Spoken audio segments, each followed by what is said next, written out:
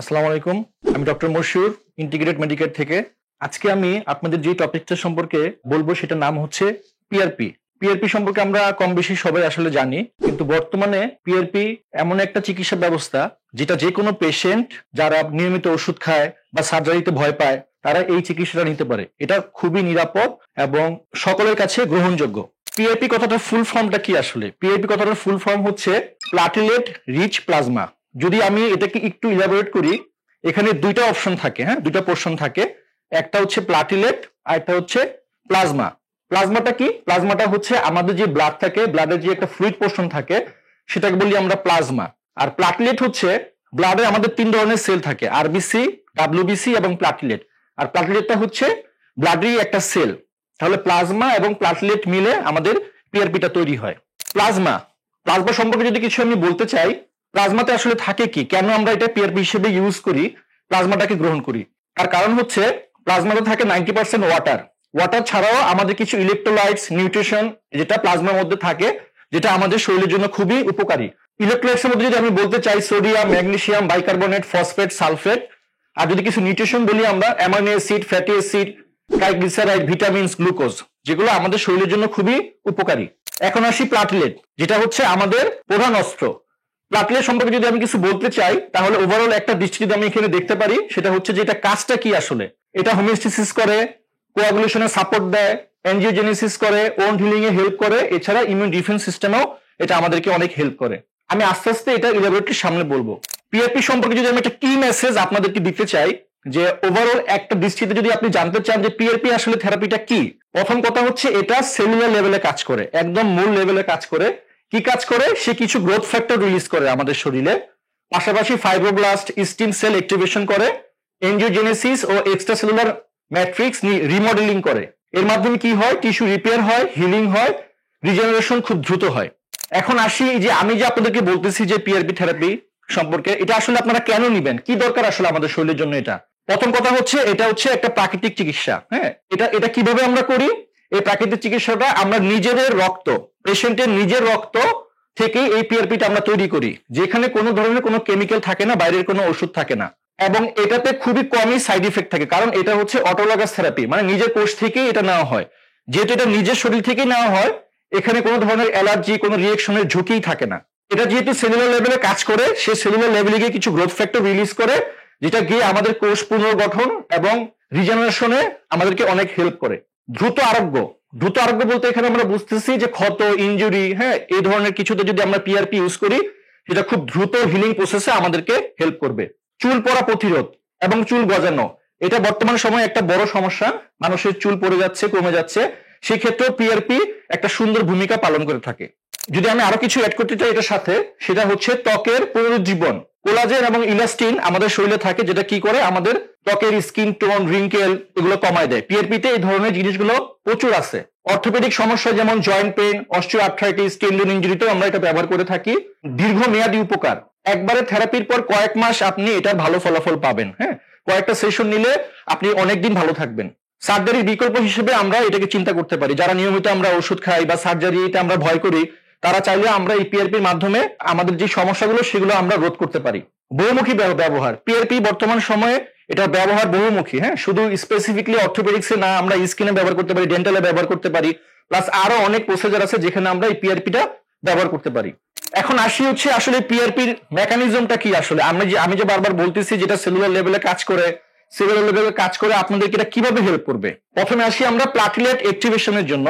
Platelet activation সাধারণত আমরা যারা মেডিকেল স্টুডেন্ট আছি, প্লাস আমরা বাইরে যারা আছি, তারা সাধারণত বুঝি প্লাটিলেট আমাদের ক্লটিং ফ্যাক্টর হিসেবে কাজ করে, মানে রক্ত জমাট বাঁধতে কাজ করে। কিন্তু সে রক্ত জমাট বাঁধা ছাড়াও আরো অনেক কাজ আছে, যেটা বায়োমলিকুল অ্যাক্টিভের মাধ্যমে আমাদের শরীরে থাকে।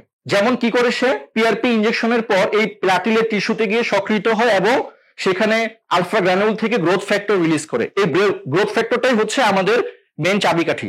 গ্রোথ ফ্যাক্টর রিলিজ, যে কথাটা আমি মাত্র বলতেছিলাম, যে গ্রোথ ফ্যাক্টরটা কি করবে আসলে আমাদের শরীরে গিয়ে। প্লাটিলেট অনেক ধরনের গ্রোথ ফ্যাক্টর রিলিজ করে।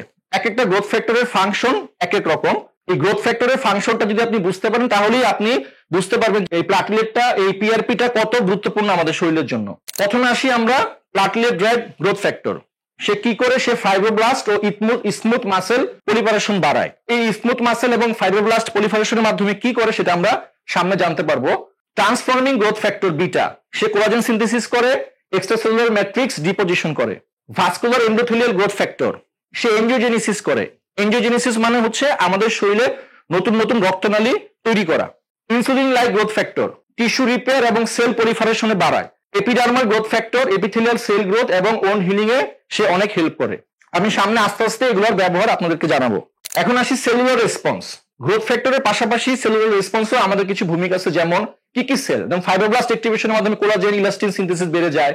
স্টিম সেল রিক্রুটমেন্ট করে। স্টিম সেলের কাজ কি, সে মেসেনসিয়াল স্টিম সেল আছে আমাদের শরীরে, সেটা কি করে, সে একটা ইনজুরি সাইটে নিয়ে যায়।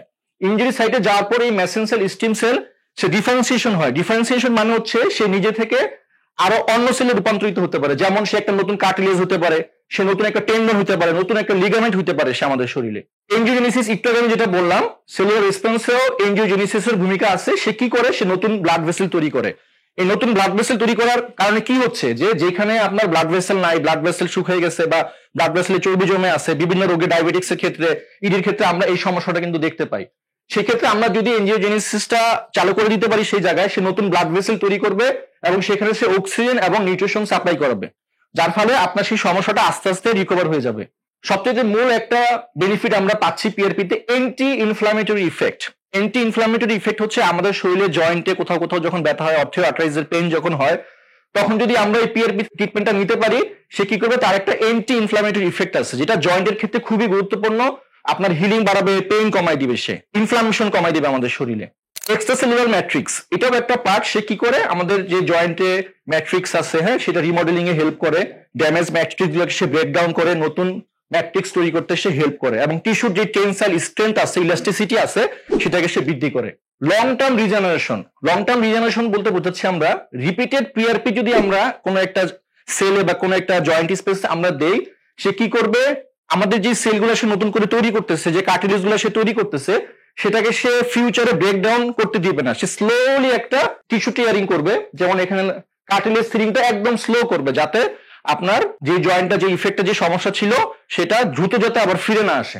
এছাড়াও ক্রনিক ওন্ড রিপেয়ার তো পিআরপি গুরুত্বপূর্ণ ভূমিকা আছে। আচ্ছা, এখন আমি পিআরপি কখন দিব, ইন্ডিকেশনটা কি? ওভারঅল আমি এতক্ষণ যা বললাম সেখানে থেকে আপনি নিশ্চয়ই কিছু বুঝতে পারছেন যে কোথায় কোথায় আমরা পিআরপিটা দিতে পারি। কিন্তু এখানে যদি আমরা ওভারঅল একটা জিনিস চিন্তা করি, এই পিকচারটা দেখলে আপনারা বুঝতে পারবেন, যেটা আমি একটু আগে বলছি, যে পিআরপিটা আমরা চিকিৎসা ক্ষেত্রে বিভিন্ন জায়গায় ব্যবহার করতে পারি। Orthopaedics, dermatology, plastic surgeon, dentistry এবং ইউরোলজি, গাইনোকোলজিরাও এটা ব্যবহার করতে পারে। কিভাবে অর্থোপেডিক্স আমরা ব্যবহার করি? অস্টিও আর্থ্রাইটিস, নি, হিপ, শোল্ডার, অ্যাঙ্কেল, এই অস্টিও আর্থ্রাইটিসের সমস্যা কিন্তু আমাদের যারা বার্ধক্যজনিত বয়স যাদের বেশি, তাদের কিন্তু এই সমস্যাটা প্রচুর হয়। হ্যাঁ, বিশেষ করে নি জয়েন্টে এফেকশনটা বেশি হয়, এফেক্টটা বেশি হয়। যদি আমরা এই পিআরপি থেরাপিটা দিতে পারি অস্টিও আর্থ্রাইটিসের ক্ষেত্রে, তাহলে অনেকাংশে উনি উপকার পাবে। আমরা কি করি, আমাদের যে একটা প্র্যাকটিস ছিল কনভেনশনালে, যে আমরা যে কোনো জয়েন্টে স্টেরয়েড ইনজেকশন দিই, কিন্তু স্টেরয়েড ইনজেকশন দেওয়ার কিন্তু একটা সাইড ইফেক্ট থাকে। সে কি করে, সে খালি অ্যান্টি ইনফ্লামেটরি একটা ইফেক্ট দেয়, কিন্তু পিআরপির যে আদার যে ইফেক্ট গুলো, growth factor, cartilage, collagen, matrix যে সে রিপেয়ার করে, নতুন করে তৈরি করে, সেই ইফেক্টটা কিন্তু আমাদের স্টেরয়েড দিতে পারে না। সেক্ষেত্রে আমরা অস্টিও আর্থ্রাইটিস পেশেন্টের ক্ষেত্রে, নির ক্ষেত্রে যদি আমরা পিআরপি থেরাপিটা ব্যবহার করতে পারি, সেটা কিন্তু খুবই উপকার হবে পেশেন্টের জন্য। আমি সামনে এটা সম্পর্কে আরো বলবো, এখানে একটা সামারি আমি বলে যাচ্ছি। এছাড়া অর্থোপেডিক্স এর ক্ষেত্রে tendinitis, ligament injury, meniscus injury, muscle ইনজুরির ক্ষেত্রে আমরা পিআরপিটা দিতে পারি। ডার্মাটোলজি, বর্তমানে পিআরপিটা ডার্মাটোলজি অ্যাস্থেটিক্সটা খুব ভালোভাবে ইউজ করতেছে।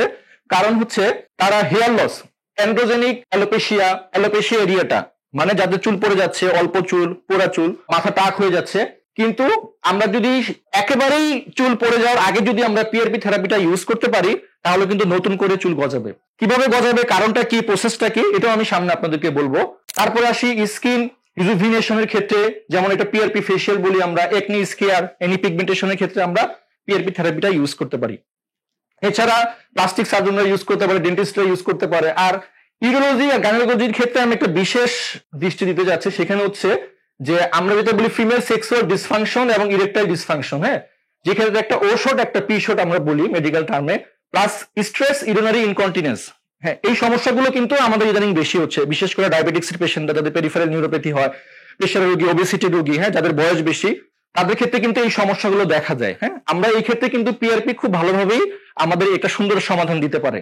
এতক্ষণ আমি আপনাদের যে ইন্ডিকেশন গুলো বললাম, হ্যাঁ, এর মধ্যে সবচেয়ে গুরুত্বপূর্ণ যে ইন্ডিকেশন গুলা আমি একটু ডেসক্রাইব করবো। এর মধ্যে একটা হচ্ছে অস্টিও আর্থ্রাইটিস। এই অস্টিও আর্থ্রাইটিস পেশেন্ট প্রত্যেকের বাসায়, প্রত্যেকের ঘরে ঘরে আছে। হ্যাঁ, এই সমস্যাটা সবাই ফেস করে। এই জন্য আমরা একটা সুন্দর সমাধান নিয়ে আসছি, সেটা হচ্ছে পিআরপি। কেন আমরা এখানে পিআরপি ইউজ করব? এটা হচ্ছে একটা নর্মাল নি জয়েন্ট, হ্যাঁ, আর এটা হচ্ছে একটা ডিজিজড নি জয়েন্ট, হ্যাঁ, অস্টিও আর্থ্রাইটিস। হ্যাঁ, দুইটা পিকচার দেওয়ার কারণ হচ্ছে এখানে কিছু দেখা যাচ্ছে না, বোঝা যাচ্ছে না, খালি দেখা যাচ্ছে একটা ব্লিডিং পয়েন্ট আছে। এটা আর্টিকুলার সারফেস যেমন স্মুথ, হ্যাঁ, জয়েন্ট মাসেল বা জয়েন্ট লিগামেন্ট যেগুলো আছে এখানে খুব ভালো আছে, স্পেস আর্টিকুলার স্পেসটা সুন্দর আছে। কিন্তু এখানে দেখেন যে লিগামেন্টের যে আর্টিকুলার সারফেস এখানে কিন্তু নাই, এখানে বোন কিন্তু ফ্র্যাকশন হচ্ছে, এখানে বোন কিন্তু ফ্র্যাকশন হচ্ছে, হ্যাঁ, ফ্র্যাকচার হয়ে যাচ্ছে। এই ছবিটা দেখেন আপনি, কি সুন্দর মার্জিন, হ্যাঁ, একটা কার্টিলেজ যে লিগামেন্টের যে মার্জিন, আপার মার্জিন কত সুন্দর দেখা যাচ্ছে। কিন্তু এখানে দেখেন মার্জিন কিন্তু টিয়ার হচ্ছে, ব্রেকডাউন হচ্ছে, হ্যাঁ, ব্রেকডাউন হয়ে এখান থেকে আমাদের বোনস বের হয়ে আসতেছে, বোনস ব্রেকডাউন হচ্ছে। এই যে নিচের যে আর্টিকুলার সারফেস, এই সারফেসটা আপনারা খেয়াল করে দেখেন যে বোন, ছোট ছোট বোনের টুকরো এখানে দেখা যাচ্ছে, হ্যাঁ, উপরে সারফেসটা কিন্তু এখানে নাই। এইসব ক্ষেত্রে পেশেন্টের কি হয়, পেশেন্ট যখন মুভমেন্ট করে, ঘষা লাগে পেশেন্টের জয়েন্টের সাথে, সাইনোভিয়াল ফ্লুইড এখানে লস হয়ে যায়, এখানে এক্সট্রা ম্যাট্রিক্স যেগুলো আছে সেগুলো লস হয়ে যায়, হ্যাঁ, কোলাজেন গুলো লস হয়ে যায়, যার কারণে কি হয়, প্রচুর পেইন হয়, এখানে ইনফ্লামেশন হয়। এখন আমরা যদি চিন্তা করি এই যে ডিজিজটা, এই অস্টিও আর্থ্রাইটিসের ক্ষেত্রে এখন আমরা কি ট্রিটমেন্টটা দিতে পারি? আমরা আগে কি করতাম, পেইন কমানোর জন্য এই জয়েন্ট স্পেসে একটা স্টেরয়েড ইনজেকশন দিয়ে দিতাম। সে কি করতো, সে একটা ইনফ্লামেশন কমাই দিত। এখানে ইনফ্লামেশন কমানোর কারণে পেশেন্টের ব্যথা কমে যেত, পেশেন্ট কিছুদিন ভালো থাকতো, পেশেন্ট কিছুটা স্যাটিসফাই হতো। কিন্তু পরবর্তীতে কিন্তু এই সমস্যাটা আবার ডেভেলপ করতো। কিন্তু আমরা যদি এখন এটা পিআরপির সেন্সে চিন্তা করি, এই যে কার্টিলেজ, এই কার্টিলেজটাকে যদি আমরা নতুন করে ডেভেলপ করতে পারি, রিজেনারেশন করতে পারি, এখানে যে ইনফ্লামেশনটা আছে, ইনফ্লামেশনটা যদি আমি কমাই দিতে পারি, এখানে যদি আমরা ব্লাড সার্কুলেশনটা যদি বাড়াই দিতে পারি, যার কারণে কি হবে, এখানে নিউট্রিশন হবে। হ্যাঁ, যদি এই কাজগুলো আমরা করতে পারি, তাহলে কিন্তু এই জায়গাটা জয়েন্টটা কিন্তু আবার আগের মতো ডেভেলপ হওয়া শুরু করবে, পেশেন্ট কিন্তু অনেক ক্ষেত্রে এখানে ভালো থাকবে। ইত্যাদি যখন আমি আপনাদেরকে বলছিলাম যে এই যে জয়েন্ট, হ্যাঁ, এই জয়েন্টে যদি আমি পিআরপি দেই, পিআরপি খুব ভালো কাজ করবে অন্যান্য ট্রিটমেন্ট থেকে। এটার ব্যাখ্যাটা আমি এখন আপনাদেরকে দিচ্ছি নিচে। এই যে অ্যান্টি ইনফ্লামেটরি ইফেক্ট, পিআরপি কি করে, কিছু প্রো ইনফ্লামেটরি সাইটোকাইনস রিলিজ করে, যেটা কি করবে, আপনার যে ইনফ্লামেশন আছে, ব্যথা আছে, সেটাকে সে কমাই দিবে। আচ্ছা, অ্যান্টি ইনফ্লামেটরি ইফেক্ট, হ্যাঁ, পিআরপি কি করে, আমাদের কিছু প্রো ইনফ্লামেটরি সাইটোকাইনস রিলিজ করে, যেটা কি করে আমাদের জয়েন্টে গিয়ে জয়েন্টের ইনফ্লামেশন কমে। ইনফ্লামেশন কমলে আলটিমেটলি আমাদের পেইনও কমে যাবে। সে কি করে, সে কিছু হিলিং ফ্রেন্ডলি এনভায়রনমেন্ট তৈরি করে। আগে যে এনভায়রনমেন্টটা ছিল দেখতে একটু খারাপ বা একটু ব্লাডিশ বা কার্টিলেজ গুলো যেমন দেখা যাচ্ছে, সে সেখানে একটা ভালো এনভায়রনমেন্ট তৈরি করে যাতে সেখানে হিলিংটা ভালো হয়, হ্যাঁ, সাইনোভিয়াল ফ্লুইড কার্টিলেজ গুলো যাতে খুব সুন্দর গ্রো হতে পারে। কার্টিলেজ রিপেয়ার এবং রিজেনারেশন কিছু গ্রোথ ফ্যাক্টর রিলিজ করে। আমি আগেও বলেছি আপনাদের, platelet ড্রাইভড growth factor, transforming growth factor, হ্যাঁ, এই গ্রোথ ফ্যাক্টর গুলো কি করে, নতুন করে কার্টিলেজ, নিউ কার্টিলেজ সিনথেসাইজ করে সেই আমাদের অস্টিও আর্থ্রাইটিসের জয়েন্টে, যার ফলে কি হয়, নতুন করে কার্টিলেজ সেখানে ডেভেলপ করে। ফাইব্রোব্লাস্ট, সে কানেকটিভ টিস্যু রিপেয়ার করে। স্টিম সেল, এই স্টিম সেলের একটা ফাংশন হচ্ছে খুব গুরুত্বপূর্ণ ফাংশন। সে কি করে, সে মেসেনকাইমাল স্টিম সেলটাকে কি করে, সেই ড্যামেজ এরিয়াতে নিয়ে যায়। তাহলে এটা কাজটা কি, এটা কাজটা হচ্ছে এই মেসেনকাইমাল স্টিম সেলের একটা ফাংশন হচ্ছে সে ডিফারেন্সিয়েট হতে পারে, কিসে, সে কার্টিলেজে হতে পারে, সে লিগামেন্টে হতে পারে, সে টেন্ডন সেলে হতে পারে। যখন আমাদের জয়েন্টে যেই সমস্যাটা হয়, যে স্ট্রাকচারটা দরকার হয়, সে সেটাতে কনভার্ট হয়ে সেই সমস্যাটা সে রিপেয়ার করতে পারে, যেটাকে আমরা বলি structural repair. Improve joint function, ওই একই কথা, যেটা হচ্ছে আপনার এক্সট্রাসেলুলার ম্যাট্রিক্স এবং কার্টিলেজ ইন্টিগ্রিটি বাড়ায় দেয়, রিডিউস পেইন কমায় দেয়, ইনক্রিজ মোবিলিটি বাড়ায় দেয়।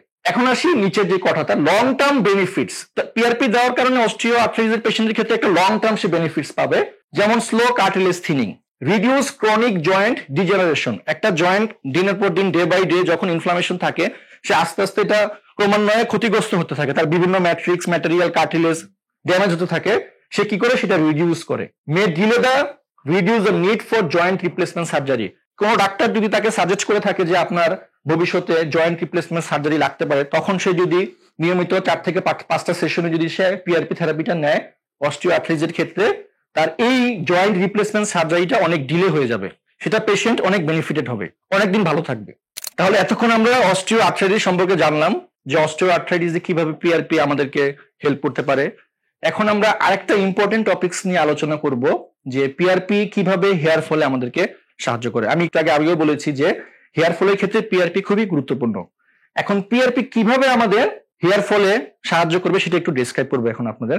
এই পিকচারটা দেখলে আপনারা বুঝতে পারবেন। হ্যাঁ, এখানে দুইটা পিকচার দেওয়া আছে, হ্যাঁ, দুইটা মানুষের পিকচার দেওয়া আছে। এটা হচ্ছে পিআরপি দেওয়ার পরের পিকচার, এটা পিআরপি দেওয়ার আগের পিকচার। এটা পিআরপি দেওয়ার পরের পিকচার, এটা পিআরপি দেওয়ার আগের পিকচার। হ্যাঁ, দুইটা পিকচার দেখলে আপনারা বুঝতে পারবেন যে পিআরপি দেওয়ার পরে আমাদের হেয়ার গ্রোথ কতটুকু ভালো হয়েছে, পিআরপির আগে, পিআরপির পরে, পিআরপির আগে, পিআরপির পরে। তাহলে এই চিত্র থেকে কিন্তু আপনারা বুঝতে পারতেছেন যে পিআরপি কতটা ইম্পর্টেন্ট একটা হেয়ার ফল পেশেন্টকে তার হেয়ার রিগ্রোথ করার জন্য। আমরা এখন একটু ডিটেলসে যাব কিভাবে পিআরপি হেয়ার গ্রোথে হেল্প করে। সে কিছু গ্রোথ ফ্যাক্টর রিলিজ করে, যেমন প্লাটলেট ড্রাইভড গ্রোথ ফ্যাক্টর। সে কি করে, সে আমাদেরকে এনকারেজ করে, কি এনকারেজ করে যে আমাদের যেই হেয়ারের যে রেস্টিং ফেজ গুলো আছে, যে হেয়ার গ্রো করতে পারে না, সেই রেস্টিং ফেজটাকে সে চেঞ্জ করে গ্রোথ ফেজে কনভার্ট করে। ভাস্কুলার এন্ডোথেলিয়াল গ্রোথ ফ্যাক্টর, তার কাজ কি?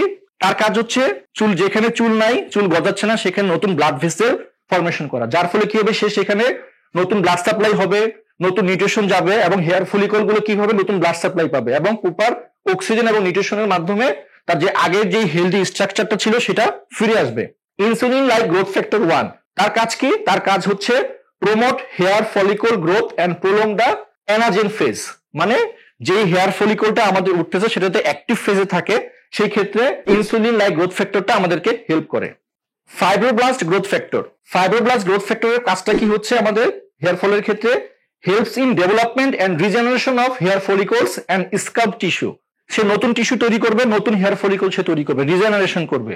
ট্রান্সফর্মিং গ্রোথ ফ্যাক্টর বিটা, এটা ফাংশনটা হচ্ছে যে এটা যদি আমরা কারেক্ট অ্যামাউন্টে যদি আমরা এটা পিএপিতে থাকে, তাহলে সে কি করবে, সে রেগুলেট করবে, help to regulate hair follicle cycling and repair. Hair follicle যে আমাদের রিগ্রো করতেছে, এটার একটা সাইকেল আছে, সেই সাইকেলটাকে সে রিজেনারেট করবে এবং সেটা মেনটেন করবে, পাশাপাশি রিপেয়ারও করবে। Epidermal growth factor promote growth of hair follicle keratinocyte supporting healthy hair shaft formation. তা আমাদের হেয়ার ফলিকলে যে কেরাটিনোসাইট থাকে সেটাকে সে গ্রো করতে হেল্প করবে এবং পাশাপাশি যে হেয়ারের যে শ্যাফট থাকে সেটার একটা স্টেবিলিটি দিবে। Epidermal growth factor. তাহলে এতক্ষণ আমি আপনাদেরকে পিআরপির ইম্পর্টেন্স বললাম হেয়ার ফলের ক্ষেত্রে। এখন আরেকটা ইম্পর্টেন্ট টপিক আমি আপনাদেরকে বলবো, সেটা হচ্ছে একনি। হ্যাঁ, পিআরপি কিভাবে একনিতে হেল্প করে।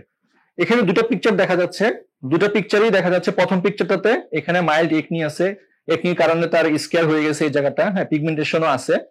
এই পিকচারের ক্ষেত্রে আমরা সেম একই জিনিস দেখতেছি। পিআরপি নেওয়ার পরে দেখেন প্রায় অনেকখানি সে ভালো হয়ে গেছে, এই জায়গাটা স্কিনটা দেখেন একদম পুরো ক্লিন হয়ে গেছে। তাহলে একনির ক্ষেত্রে, স্কেয়ারিং এর ক্ষেত্রে, পিগমেন্টেশনের ক্ষেত্রে, আমরা মেলাজমার ক্ষেত্রে পিআরপি থেরাপিটা আমরা দিতে পারি। বর্তমানে অ্যাস্থেটিক্স ডার্মাটোলজিস্টরা এই একনির ক্ষেত্রে পিআরপি ট্রিটমেন্টটা সাজেস্ট করে থাকে। এখন পিআরপি কিভাবে একনিতে আমাদের হেল্প করে, তার ফাংশনটা কি? সে স্টিমুলেটস করে ফাইব্রোব্লাস্ট পলিফারেশন, যেটা কোলাজেন প্রোডাকশন করে আমাদের ফেসে। রেগুলেট করে স্কিয়ার রিমডেলিং, যে স্কিয়ারটা ছিল স্কিনে সেটাকে সে রিমডেলিং করে, সে নতুন করে টিস্যু জেনারেট করে। প্রমোট এনজিওজেনেসিস, ব্লাড ভেসেল তৈরির মাধ্যমে সেখানে হিলিং প্রসেস বাড়ায়, সেখানে ব্লাড সার্কুলেশন বাড়ায়, অক্সিজেন যায়, নিউট্রিশন যায়। সে কি করে, স্টিমুলেট করে কেরাটিনোসাইট গ্রোথ ফ্যাক্টরকে, যার কারণে কি হয়, স্কিন রিজেনারেশন আগে থেকে আরো ইমপ্রুভমেন্ট হয়। প্রমোট করে সেলুলার পলিফারেশন এবং রিপেয়ার। এই পুরো প্রসেসটার মাধ্যমে কিন্তু আমরা একটা একনি, স্কেয়ার এবং পিগমেন্টেশন, মেলাজমার আমরা একটা ভালো ট্রিটমেন্ট পেতে পারি পিআরপি ট্রিটমেন্টের মাধ্যমে। PRP helps in erectile dysfunction. বর্তমানে এই সমস্যাটা আমরা প্রচুর ফেস করতেছি, যাদের ডায়াবেটিক্স আছে, প্রেশার আছে, যাদের ওবেসিটি আছে, বিভিন্ন রোগে আক্রান্ত, কোলেস্টেরল বেশি, তাদের কি হয়, তাদের ইরেকটাইল ডিসফাংশন দেখা যায়। ইরেকটাইল ডিসফাংশনের মেইন কারণ হচ্ছে যে সেখানে ব্লাড ভেসেল গুলো, ব্লাড সার্কুলেশন কমে যায়, সেখানে ফ্যাট জমতে পারে, হ্যাঁ, ইরেকটাইলেশন নষ্ট হয়ে যায়। সেই ক্ষেত্রে পিআরপি কি হেল্প করে আমাদের? প্রথম হচ্ছে সে এনজিওজেনেসিস প্রমোট করে। এনজিওজেনেসিস হচ্ছে নিউ ব্লাড ভেসেল ফরমেশন, যার কারণে কি হয়, সে স্টিমুলেট করে growth of new capillaries in penile টিস্যুতে, নতুন ক্যাপিলারিজ সে তৈরি করে, সে সেখানে ব্লাড ফ্লো বাড়ায়, যার কারণে কি হয়, আমাদের ইরেকশন পাওয়ারটা আবার নতুন করে রিগেইন করে।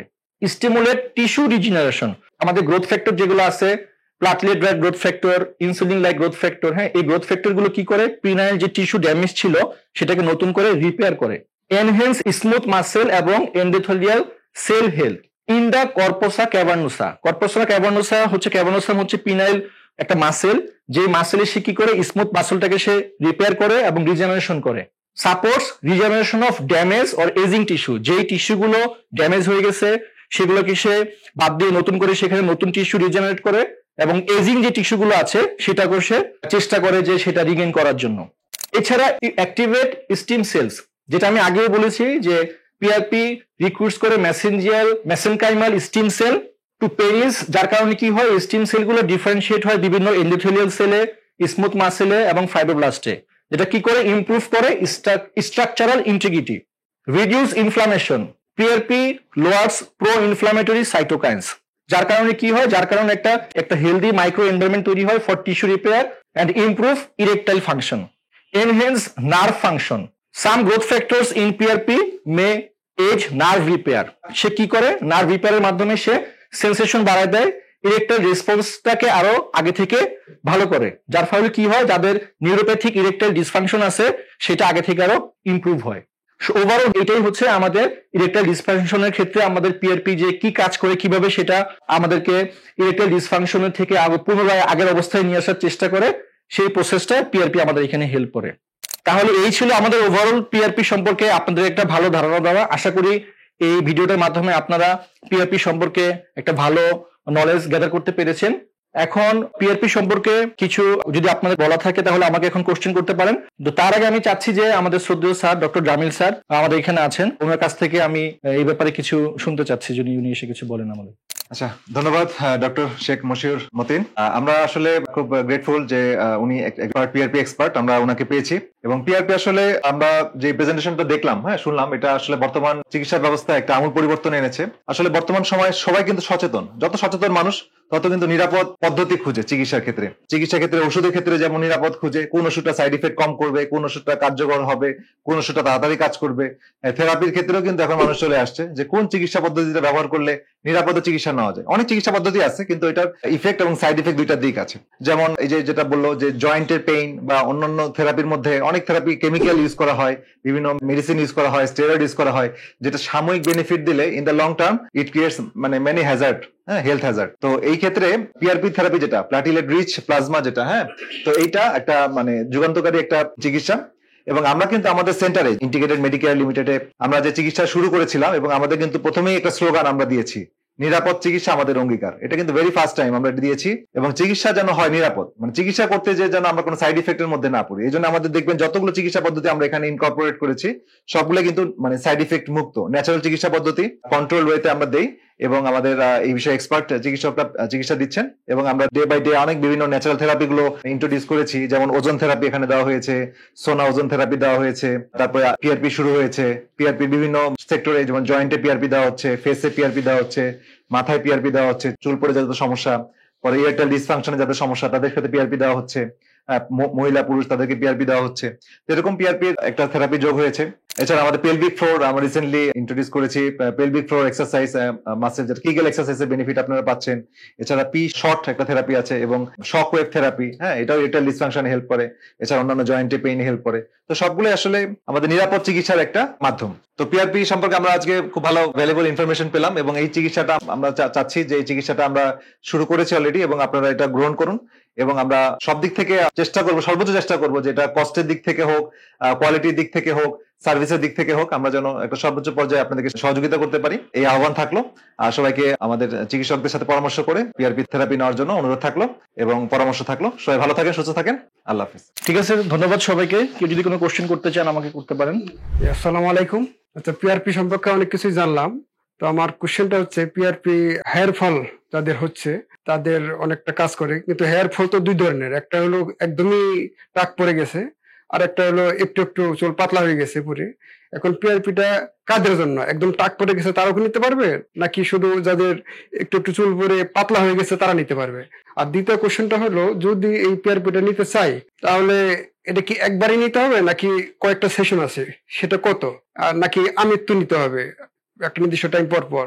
এই সম্পর্কে যদি একটু ডিটেলস বলতেন তাহলে আমাদের একটু উপকার হতো আর কি। ধন্যবাদ আপনাকে সুন্দর একটা কোশ্চেন করার জন্য।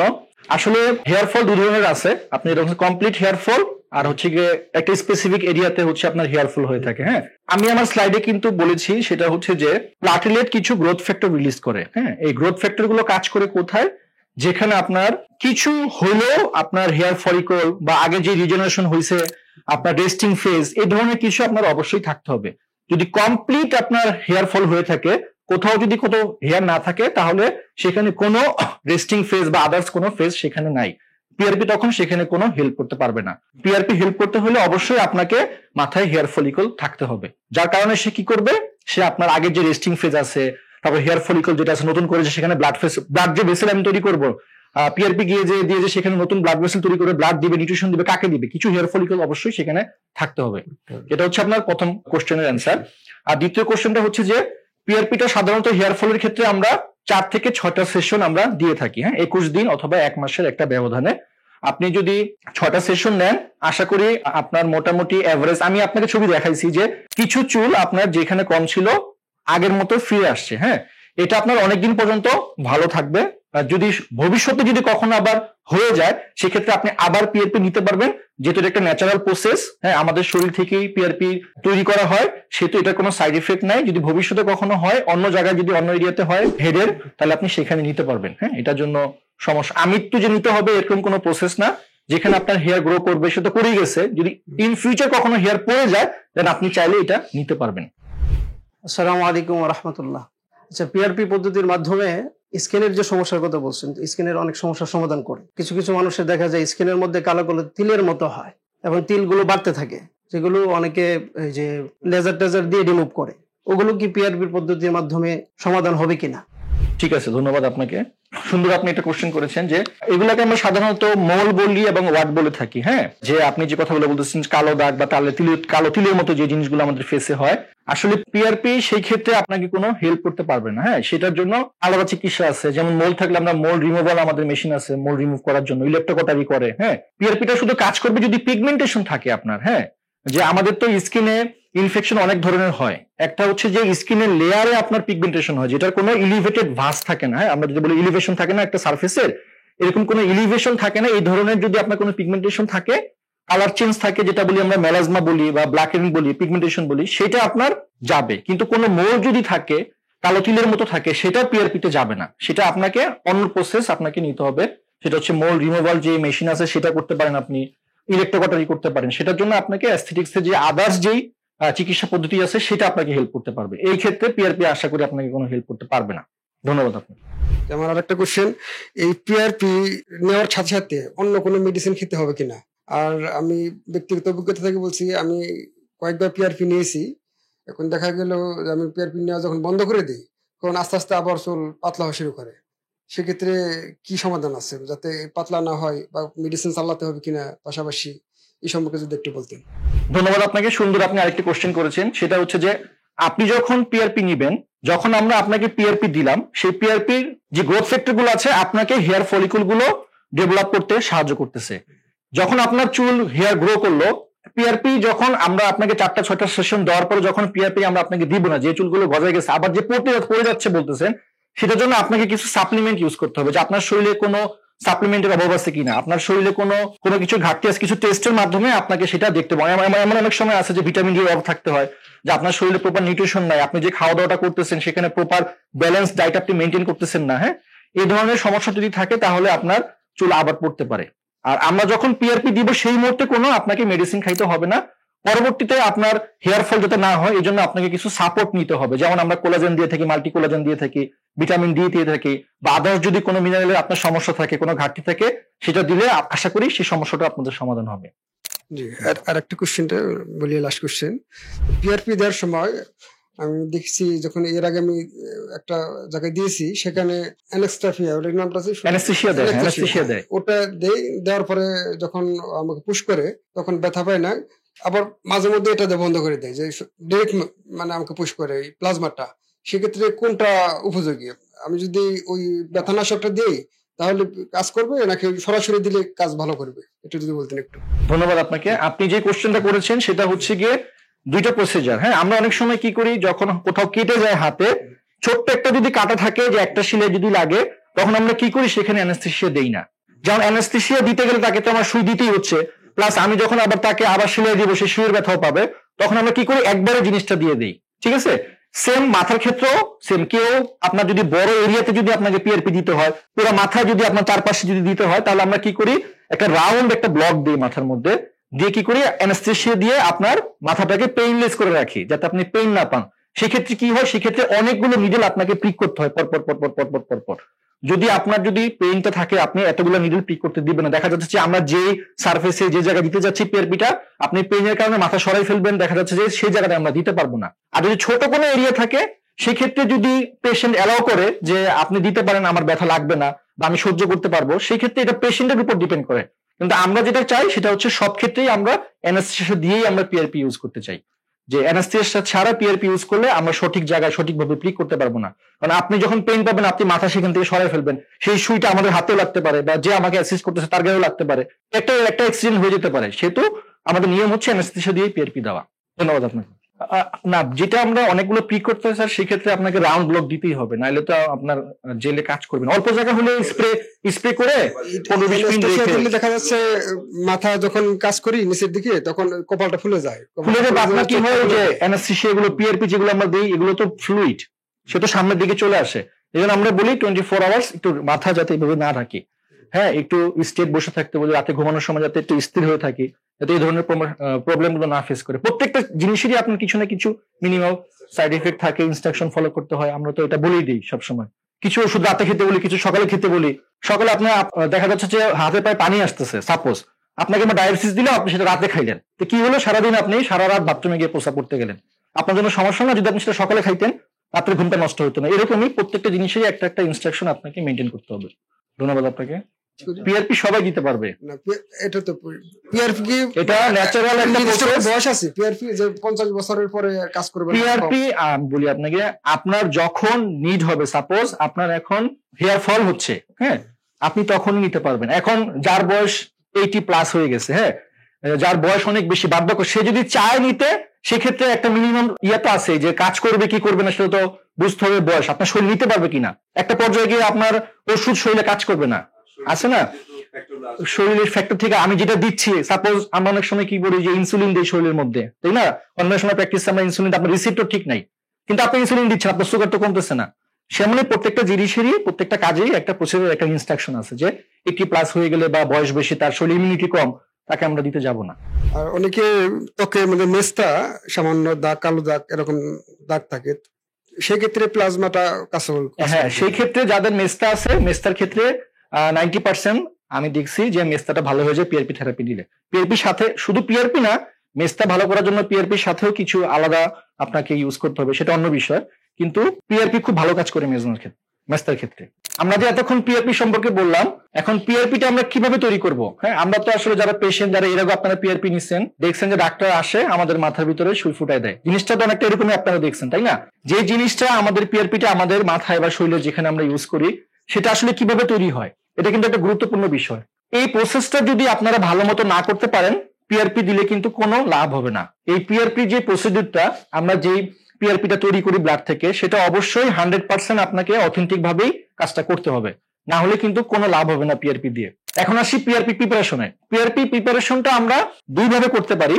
তার আগে আমরা পেশেন্টের থেকে ব্লাড কালেক্ট করি, হ্যাঁ, সাধারণত 20 থেকে 30 ml ব্লাড, কখনো ডিপেন্ড করে হচ্ছে কোন জায়গায় দিচ্ছি, 50 ml পর্যন্ত ব্লাড আমরা কালেক্ট করতে পারি। এই ব্লাডটা কোথায় কালেক্ট করা হয়?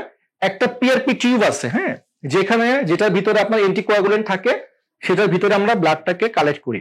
কালেক্ট করে আমরা দুইটা প্রসেসের মাধ্যমে এই পিআরপিটা আমরা ব্লাড থেকে সংগ্রহ করি। স্টেপ 1 এর মধ্যে আমরা সিঙ্গেল স্পিন মেথড, স্টেপ 2 হচ্ছে ডাবল স্পিন মেথড। এই ডাবল স্পিন সিঙ্গেল স্পিনটা কেন বললাম? এটা হচ্ছে একটা মেশিন আছে আমাদের, সেন্ট্রিফিউজ মেশিন, হ্যাঁ, এই স্পিনটা এই মেশিনের ভিতরেই হবে। আমরা যে ব্লাডটা কালেক্ট করলাম পিআরপি টিউবে, সেই পিআরপি টিউবটা আমরা এই সেন্ট্রিফিউজ মেশিনের মধ্যে রাখবো। রাখার পরে যদি আমরা সিঙ্গেল স্পিনটাকে আমরা দুইটা প্রসেসের মাধ্যমে আমরা পিআরপিটা কালেক্ট করতে পারি। একটা হচ্ছে single spin method. Single spin মেথডে কি করা হয়? ব্লাডটাকে সেন্ট্রিফিউজ মেশিনে রাখা হয় এবং সেটা 3000 আরপিএম এ এটা ঘোরানো হয়, হ্যাঁ, 10 মিনিট। এটা হচ্ছে সর্বোচ্চ, এটা 3000 হতে পারে, 4000 হতে পারে, ডিপেন্ড করে এক একটা সেন্ট্রিফিউজ মেশিনের উপর বেস করে। এই 3000-4000 আরপিএম এ ঘোরানো হয় 10 মিনিটে।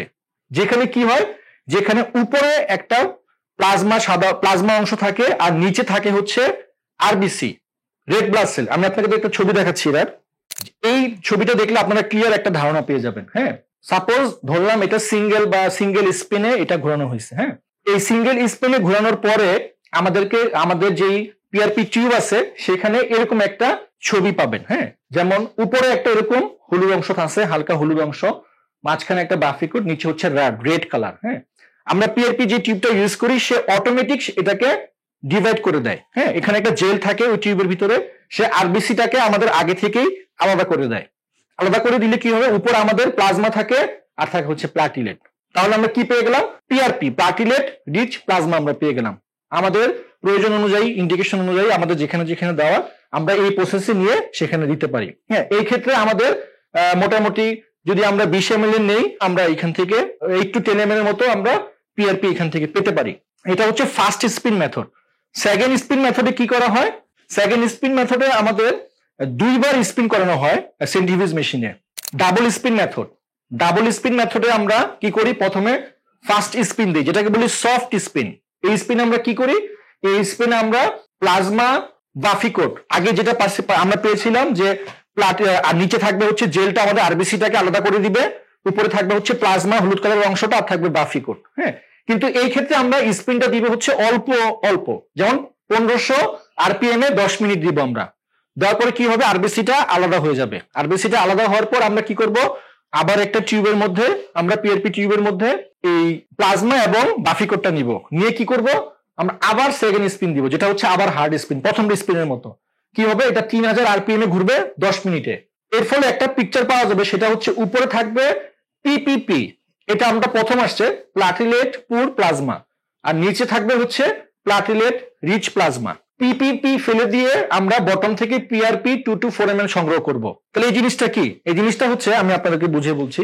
সাপোজ আমরা ধরে নিই যে প্রথম স্পিনের পর আমরা আরবিসি টুকু ফেলে দিয়ে উপরে প্লাজমা এবং প্লাটিলেট অংশকে নিলাম। সেকেন্ড স্পিন দেওয়ার পরে আমরা এই জিনিসটাই আরেকটা টিউবের মধ্যে আমরা পাবো। তো পাওয়ার পরে কি হবে, সেখানে আমরা বলছি উপরে যে অংশ থাকবে, তাহলে আমরা সেকেন্ড স্পিনের পর যদি আমরা চিন্তা করি, আমরা এতটুকু প্লাজমা সাথে বাফিকোটটা পাবো একটা টিউবের মধ্যে। সেকেন্ড স্পিন দেওয়ার পরে আমাদের এই টিউবের উপরে এতটুকু অংশ আমরা বলবো হচ্ছে পিপিপি, মানে প্লাটিলেট পুর প্লাজমা। তার বলার কারণ হচ্ছে প্লাটিলেট গুলো তো সব নিচে পড়ে আছে, তাই না, উপরে তো আর প্লাটিলেট নাই। বাফিকোটের মতো প্লাটিলেট আমাদের নিচে আছে না, উপরে কিন্তু না। সেম সেই ক্ষেত্রেও আমরা উপরে থাকবে পিপিপি, মানে যেখানে প্লাটিলেটটা কম থাকবে, কারণ প্লাটিলেট সব নিচে পড়ে আছে, নিচের অংশকে আমরা বলবো পিআরপি। এখন আমরা আগের সেশনে কি করছিলাম, যে পুরোটাই আমরা দিয়ে দিয়েছিলাম, সেখানে মিক্স ছিল, একটা ভলিউম বেশি ছিল। এখন যদি আমরা প্লাটিলেট রিচ, যে যেমন আমরা হেয়ার ফলের ক্ষেত্রে আমরা কি করি, আমরা যেটা বেশি প্লাটিলেট থাকে সেটা সংগ্রহ করি। আমরা কি করি, উপর থেকে 2/3 আমরা ফেলে দিই, কোনটা, পিপিপি। পিপিপির এই পুরো জায়গাটার 2/3 যদি আমরা ফেলে দিই, তাহলে আমাদের এতটুকু অংশ যদি আমরা কালেক্ট করি, তাহলে সেটা কি হবে, প্লাটিলেট রিচ প্লাজমা। তখন আমরা আমাদের ইন্ডিকেশন অনুযায়ী এটা দিতে পারবো। এই ক্ষেত্রে আমরা 20 ml নিলে হয়তো আমাদের 3 থেকে 4 ml সর্বোচ্চ আমরা এখান থেকে কালেক্ট করতে পারবো। ধন্যবাদ সবাইকে। পিআরপি কালেকশনের এটাই হচ্ছে মেথড। আমরা ম্যাক্সিমাম টাইমে ডাবল স্পিন মেথডটা ইউজ করি, কারণ এটা বেশি কার্যকরী। আর সিঙ্গেল স্পিন মেথডটা ইউজ করা যায়, কিন্তু এই মেথডটা ভালো। ও না, এই আরবিসি তো আমরা ফেলে দিই। হ্যাঁ, আমি ফার্স্টেই বলছি যে আমরা যখন আলাদা করি, আমাদের যে পিআরপি টিউবটা থাকে সে কিন্তু অলরেডি আমাদের জেল দিয়ে এটা আলাদা করেই দেয়। হ্যাঁ, আমরা কি করি, আমাদের যে পিপেট বা যে সিরিঞ্জ আছে সেটা দিয়ে আমরা উপরের অংশটুকু কালো করি, এই নিচের অংশটুকু কিন্তু আমরা দেই না। যদি আমাদের জেল না থাকে, অনেক পিআরপি টিউব আছে জেল নাই, হ্যাঁ, সেক্ষেত্রে কি করে, আমরা শুধু উপরের অংশটুকু কালেক্ট করি, আরবিসিটাকে কিন্তু আমরা ফেলে দিই। এটা কিন্তু পিআরপিতে ইউজ হয় না। ঠিক আছে, ধন্যবাদ।